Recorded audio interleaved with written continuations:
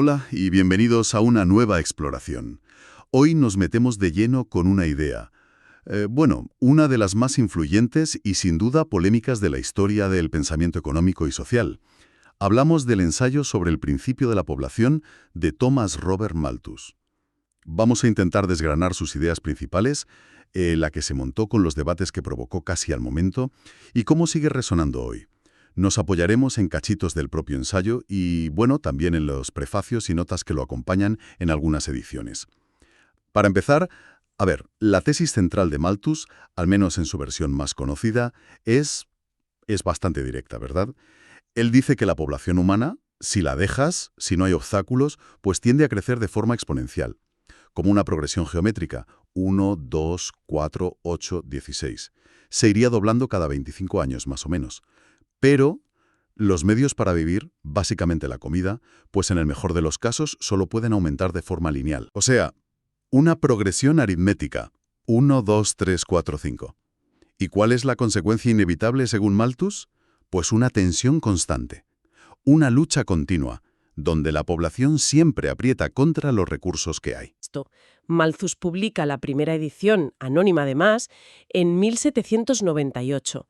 Plena efervescencia de la Ilustración tardía, con debates muy encendidos sobre el progreso si el ser humano podía perfeccionarse indefinidamente, y en medio de cambios enormes, la revolución industrial que empezaba, las secuelas de la Revolución Francesa, un momento clave. O sea que no sale de la nada. No, para nada. Él mismo lo reconoce. Se basa en cosas que ya habían apuntado otros antes. Pensadores como Benjamin Franklin, James Stewart, Arthur Young o Joseph Townsend. Ya habían visto tendencias parecidas. Pero fue la forma de Malthus, esa formulación matemática tan potente, ¿no? Las progresiones y las conclusiones tan sombrías que sacó, eso fue lo que causó una conmoción intelectual tremenda. De hecho, la obra luego creció muchísimo. En ediciones posteriores, Malthus respondió a críticas, añadió un montón de datos empíricos, matizó cosas, reconoció que el tema era complejo. Exacto. Y esa es un poco nuestra misión hoy. Intentar separar el grano de la paja, ver qué dijo Malthus realmente, más allá de las simplificaciones, entender cómo le recibieron sus contemporáneos, que las críticas empezaron casi desde el minuto 1, y ver qué queda de todo eso que sigue generando debate. Usando esa metáfora que nos sugerían, Malthus describió como un muro, ¿no? Un muro que parecía imposible de saltar para el progreso humano a largo plazo, un límite natural. ¿Era tan sólido ese muro? ¿Cómo hicieron algunas sociedades para saltarlo o incluso tirarlo abajo? Venga, pues vamos a meternos en faena. Empecemos por la base de su argumento. Malthus parte de dos ideas que él ve como irrefutables, casi leyes naturales. Primera, el alimento es necesario a la existencia del hombre. Obvio, ¿no? Segunda, la pasión recíproca de los sexos es necesaria y permanecerá próximamente en su estado actual. Vamos, que la atracción entre sexos es una constante biológica. Y de juntar estas dos cosas inalterables, pues de ahí saca la diferencia clave entre cómo crece la población y cómo crecen los alimentos. Cito otra vez. Podemos, pues, sentar como cierto que, cuando no lo impide ningún obstáculo, la población va doblando cada 25 años, creciendo de periodo en periodo en una progresión geométrica. Y justo ahí es donde Malthus mete el concepto clave. Los obstáculos o frenos checks, que dice él en inglés. Son estos frenos los que, en la práctica, impiden que la población llegue a ese crecimiento exponencial teórico. Ajustan constantemente la población a la comida disponible. Malthus los divide en dos grandes tipos y es importante entenderlos bien. Por un lado, están los obstáculos preventivos, los preventive checks. Son los que actúan de forma voluntaria para bajar la natalidad. El principal freno preventivo que Malthus veía como aceptable moralmente, sobre todo en ediciones posteriores, era lo que llamó restricción moral, el moral restraint. ¿Y eso qué era exactamente? Abstinencia. No necesariamente abstinencia total. Significaba más bien la decisión prudente, racional, de retrasar el matrimonio, esperar hasta tener medios económicos para mantener a la familia sin caer en la pobreza. Aunque Malthus era bastante pesimista sobre cuánto se practicaba esto en su época. Veía que la pasión entre los sexos a menudo ganaba la prudencia, sobre todo en las clases bajas. Ya. Y por otro lado están los obstáculos positivos o destructivos, los positive checks. Estos son los que aumentan la mortalidad. Eliminan, digamos, el exceso de población que no se puede mantener. Y aquí Malthus mete un conjunto de cosas bastante lúgubres, que actúan de forma involuntaria sobre la gente. ¿Cómo qué? Pues incluye la miseria, que es un término amplio, hambre extrema, desnutrición, enfermedades por pobreza, malas condiciones sanitarias. Luego, el vicio, donde metía conductas que él veía mal moralmente y que acortaban la vida o impedían criar hijos. Habla de promiscuidad, uniones criminales, incluso prácticas como el infanticidio, que describe en varios sitios. También las epidemias y enfermedades, pestes, viruela, otras plagas que diezmaban poblaciones enteras. Y finalmente, la guerra. La veía como un mecanismo recurrente y brutal para ajustar la demografía tanto en sociedades tribales como en estados más complejos. Es impactante la crudeza con la que describe estos obstáculos positivos. Son, la naturaleza y la propia sociedad corrigiendo el desequilibrio a las bravas. Y para enseñar cómo funcionaban estos frenos en la realidad, Malthus usa en su ensayo, sobre todo en las ediciones que amplió, un montón de ejemplos históricos, etnográficos, basados en lo que contaban viajeros, historiadores, naturalistas de entonces. Describe, por ejemplo, la vida tan dura de los aborígenes de Nueva Holanda, de Australia, citando a un tal Me Collins. Allí, la escasez crónica de comida llevaba a violencia continua, a abandonar enfermos y viejos, incluso al infanticidio por pura necesidad. Cuenta el caso de un hombre que mata a su hijo recién nacido porque la madre había muerto y él no podía criarlo. Habla de la situación penosa de las mujeres en muchas tribus nativas americanas, que eran casi bestias de carga. Es a matar a sus hijas para ahorrarles tanto sufrimiento. Sí, son ejemplos muy duros. Y sigue. Las guerras constantes entre pueblos nómadas como los germanos de Tácito o los tártaros. Guerras que muchas veces eran por necesidad de más tierras de caza o pasto cuando la población crecía demasiado para el sitio. E incluso en sociedades agrícolas que se suponían avanzadas, como China, Malthus dice que había hambrunas terribles cada 2 por 3, a pesar de la agricultura intensiva. Lo achaca a la presión demográfica enorme. Menciona también cosas como las sociedades secretas Erei en Tahití, donde según los relatos, si eras de la élite, tenías que matar a todos tus hijos para mantener tu estatus. Y aquí lo interesante de verdad, viéndolo desde el análisis, no es solo la colección de ejemplos en sí, que a veces vienen de fuentes un poco dudosas o con interpretaciones sesgadas, claro. Lo crucial es cómo Malthus usa toda esa variedad de casos, de culturas, de sitios, de épocas tan distintas para reforzar su idea central. La idea de que la tendencia de la población a crecer más que los medios de subsistencia es una ley universal de la naturaleza humana. Para él, todos esos ejemplos, infanticidio en el Pacífico, invasiones bárbaras en Europa, hambrunas en Asia, eran caras distintas de la misma presión inevitable. La forma concreta del límite o del freno que dominaba podía cambiar, pero la tensión de fondo, según Malthus, era siempre la misma. Pero claro, una teoría así, tan determinista y con unas implicaciones que podían ser tan sombrías, pues no podía pasar sin más, ni ser aceptada sin rechistar. De hecho, el ensayo de Malthus provocó una polémica brutal, inmediata, que duró décadas. Una de las primeras reacciones, que se menciona con ironía en el prefacio de la edición española que tenemos, se reía un poco de la idea de que una población bien alimentada no pudiera aumentar. Señalaba a las familias numerosas de la aristocracia inglesa, que comían bien y no parecían tener problemas para multiplicarse.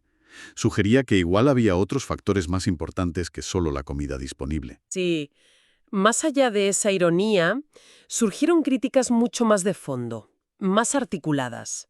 Atacaban la base misma de la teoría de Malthus.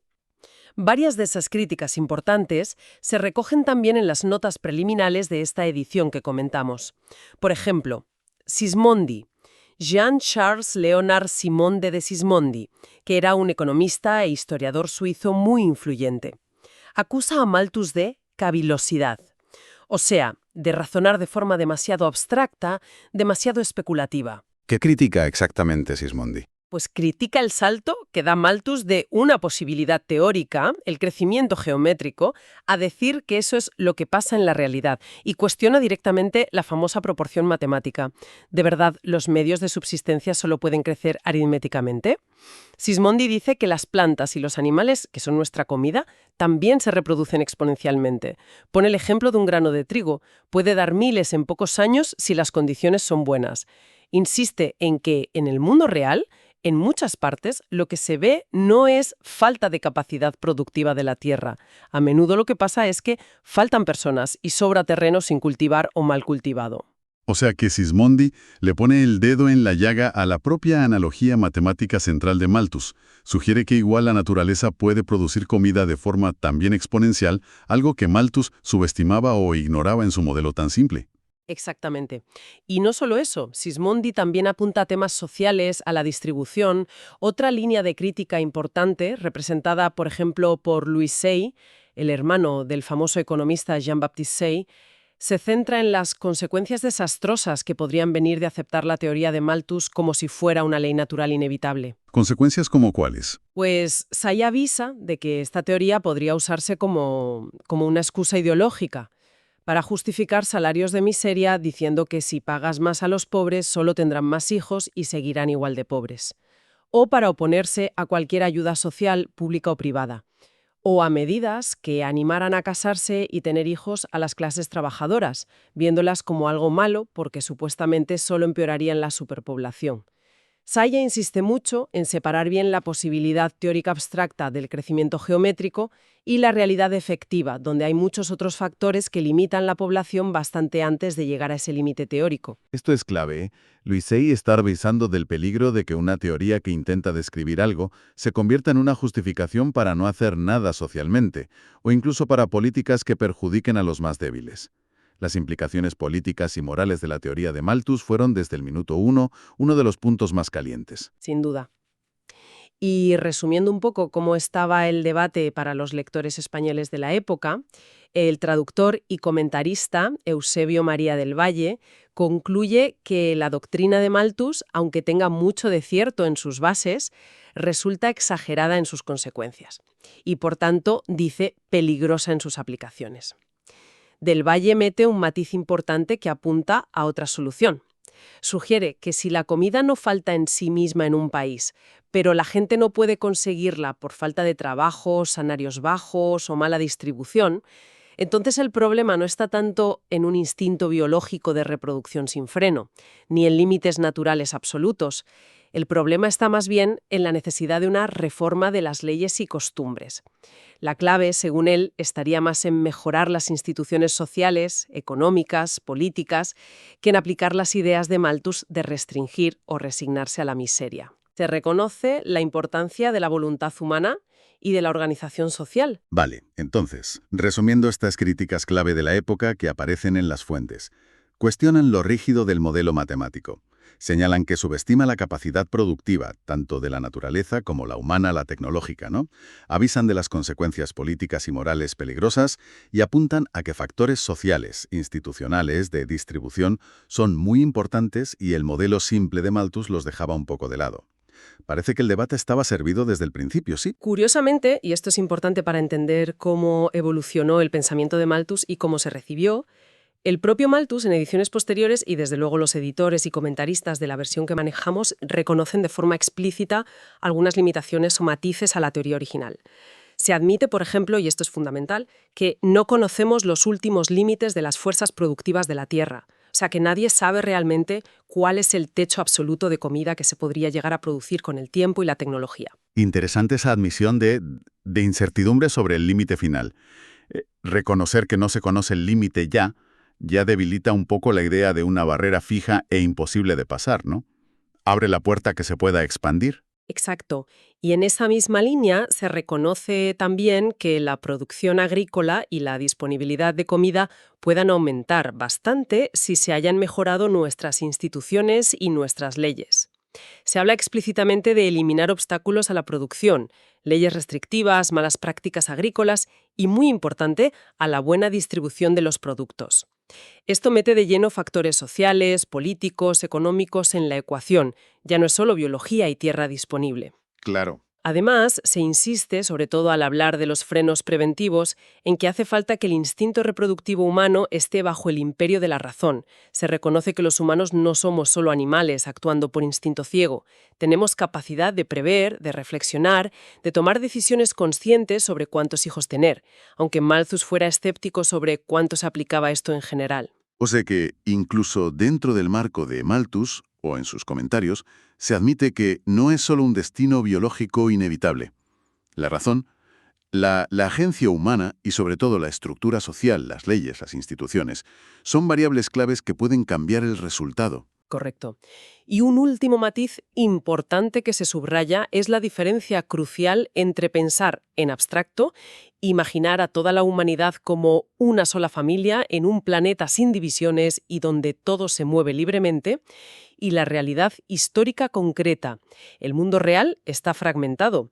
Hay naciones hostiles, gobiernos bárbaros, desde la perspectiva del autor, claro, leyes prohibitivas que impiden que la gente se mueva o que haya comercio, barreras culturales, desigualdades sociales. Todos estos factores históricos y sociales impiden que la población y los recursos se distribuyan y se ajusten libremente como lo harían en un modelo puramente teórico y biológico. Impiden, por ejemplo, que la gente se mueva fácil de zonas con mucha gente a zonas con tierra libre. Y esto conecta perfectamente con la idea de la trampa malthusiana y cómo algunas sociedades consiguieron históricamente escapar de ella. Superar ese muro que Malthus describía. Aunque estas fuentes concretas no detallan los mecanismos exactos de esa ruptura, la revolución industrial, las mejoras agrícolas brutales, la transición demográfica, que son temas centrales en historia económica, claro, sí que apuntan muy claramente a la importancia fundamental de estos factores no biológicos que acabas de mencionar. Al hablar de los obstáculos reales a la distribución de gente y recursos, se citan colonias hostiles, gobiernos bárbaros, leyes prohibitivas. Esto sugiere muy fuerte que el muro de Malthus no era solo un límite natural de la biología y la aritmética de la comida. Era también y quizás sobre todo un muro social, político e institucional, construido y mantenido por los propios humanos. Para superar la clampa hizo falta no solo tecnología, sino también cambios profundos en las instituciones, las leyes, la organización social. Absolutamente. Y si conectamos esto con la perspectiva más amplia y el legado de Malthus, vemos una imagen compleja. Aunque el ensayo tiene más de 2 siglos, la idea central, que hay una relación fundamental y potencialmente conflictiva entre cuánta gente hay y cuántos recursos disponibles en el planeta, sigue siendo un eje central en muchísimos debates de hoy. Sí, totalmente. Pensemos en la sostenibilidad ambiental, el desarrollo económico, la seguridad alimentaria, la gestión del agua o la energía. La forma específica en que Malthus lo planteó, con esas progresiones matemáticas tan rígidas y sus predicciones más agoreras sobre que la miseria era inevitable para gran parte de la humanidad, bueno, eso fue demostrablemente superado en muchas partes del mundo, sobre todo en los países hoy desarrollados. ¿Y por qué se superó? Pues precisamente por el impacto de factores que su modelo inicial subestimó muchísimo. La revolución tecnológica continua en agricultura, industria, sanidad, energía, la globalización del comercio que permite mover recursos por todo el planeta, rompiendo las limitaciones locales que Malthus daba por hechas, y cambios sociales y culturales muy profundos que llevaron a la transición demográfica, o sea, la caída voluntaria de la natalidad.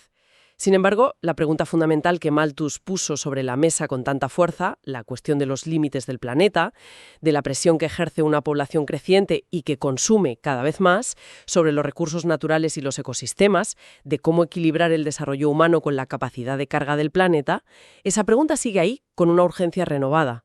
Claro. Quizás hoy el debate no va tanto de subsistencias en el sentido estricto de Malthus, de calorías, sino de si hay energía limpia, agua potable, biodiversidad, materias primas críticas, o de la capacidad de la atmósfera para absorber nuestras emisiones. Pero la tensión de fondo entre lo que aspiramos los humanos y los límites biofísicos que Malthus identificó sigue siendo un desafío central para el siglo XXI. Muy bien, pues hagamos una recapitulación rápida para asentar las ideas. Hemos explorado la teoría de Malthus, impactante y controvertida, sobre esa tensión inevitable entre el crecimiento exponencial de la población y el lineal de la comida. Hemos analizado los famosos frenos, preventivos y positivos, que él describió como mecanismos de ajuste, con ejemplos históricos y etnográficos bastante crudos, la verdad. Y fundamentalmente, hemos visto las críticas importantes que surgieron casi enseguida. Críticas que cuestionaban lo rígido de su modelo matemático, si subestimaba la capacidad productiva y de adaptación humana, tecnológica e institucional, y que alertaban sobre sus implicaciones sociales y políticas que eran bastante inquietantes. Si tuviéramos que sacar 3 ideas clave del legado de Malthus, que, más allá de si sus predicciones concretas fueron válidas o no, o de la polémica que aún genera, siguen dando que pensar, basándonos en lo que hemos analizado hoy, podrían ser estas. Primero, la idea de que existen límites. Aunque Malthus subestimara cómo la tecnología podía expandir esos límites y no supiéramos ni sepamos hoy cuáles son los límites últimos de producción de la Tierra, la noción fundamental de que los recursos naturales no son infinitos y que hay restricciones biofísicas y ecológicas a lo que hacemos los humanos sigue siendo crucial. El planeta tiene una capacidad finita. De acuerdo. La interacción entre cuántos somos, cómo consumimos y cómo producimos, sacamos y distribuimos los recursos para mantenernos sigue siendo un factor absolutamente determinante para la economía, la sociedad, la política y el bienestar a largo plazo. Ignorar esta relación es peligroso. Cierto. Y tercero, las instituciones, la tecnología y la cultura importan muchísimo. Quizás la lección más importante que sacamos tanto de Malthus, cuando habla de la razón y los obstáculos sociales, como, sobre todo, de sus críticos y de la historia económica posterior, es que la relación población-recursos no es algo puramente biológico determinista. Las leyes, las normas sociales, cómo se reparte la riqueza y el poder, la estructura política y, fundamentalmente, la capacidad humana para innovar tecnológicamente y adaptar las instituciones, son factores cruciales, median, transforman y, al final, definen cómo las sociedades se enfrentan a los desafíos de población y recursos. Entonces, ¿qué significa todo esto? Pues que el análisis de Malthus, aunque esté anticuado en muchos detalles y superado en sus predicciones más extremas por la historia de los últimos 2 siglos, nos sigue obligando a pensar de forma crítica y sistémica sobre cómo las sociedades gestionan, o, muchas veces, fracasan en gestionar, ese equilibrio tan complejo y delicado entre su población, sus aspiraciones legítimas de progreso y bienestar, y los límites y condiciones del entorno natural en el que viven. Y quizás, como pensamiento final para dejar ahí flotando, el debate intenso y a menudo polarizado que Malthus ayudó a encender hace más de 2 siglos sobre crecimiento, límites, pobreza, desigualdad y bienestar, en muchos sentidos sigue muy vivo hoy, aunque usemos otras palabras y tenga otras formas. ¿Hasta qué punto las discusiones actuales sobre la crisis climática, la sostenibilidad, la brecha entre países ricos y pobres, el impacto de la automatización y la inteligencia artificial en el futuro del trabajo, o los desafíos demográficos tan distintos, envejecimiento aquí, explosión juvenil allá, no son, en el fondo, ecos modernos de aquella controversia fundamental? La controversia sobre cómo la humanidad puede o no puede navegar y superar los límites, ya sean los que impone la naturaleza o aquellos, quizás más difíciles todavía, que nos imponemos nosotros mismos con nuestras estructuras sociales, económicas y políticas. Una pregunta potente, sin duda. Da para darle muchas vueltas. Con ella terminamos nuestra exploración de hoy. Gracias por acompañarnos en este análisis en profundidad del pensamiento de Malthus y su legado. Hasta la próxima.